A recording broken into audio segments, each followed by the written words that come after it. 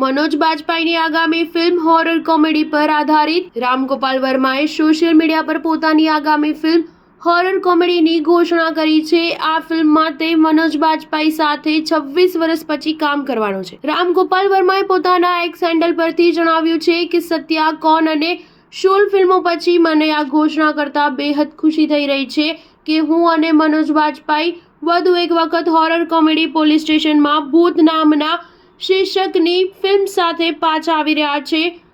ફિલ્મની વાર્તા વિશે રામ ગોપાલ વર્માએ હિન્ટ આપતા કહ્યું કે એક પોલીસ સ્ટેશન પર પોલીસ અને ગુંડાઓ વચ્ચે ઝપાઝપી થયા પછી એ પોલીસ સ્ટેશન ભૂતિયા પોલીસ સ્ટેશન બની જતું હોય છે। એ પોલીસ સ્ટેશનમાં સગડા પોલીસવાળાઓ ગેંગસ્ટરના ભૂતોથી બચવા માટે ડરના માર્યા ભાગતા હોય છે। અત્યાધુનિક વીએફએક્સથી હોરર ઇફેક્ટ સાથે આ ફિલ્મ જોવાનું દર્શકોને પસંદ પડશે। ઉલ્લેખનીય છે કે સ્ત્રી 2 અને મુંજિયા જેવી ફિલ્મોની સફળતા પછી હોરર કોમેડી ફિલ્મ બનાવવાનો ટ્રેન્ડ બોલિવૂડમાં વધી ગયો છે। સ્ટાર ન્યૂઝ 7 હંમેશા સચ્ચાઈની સાથે।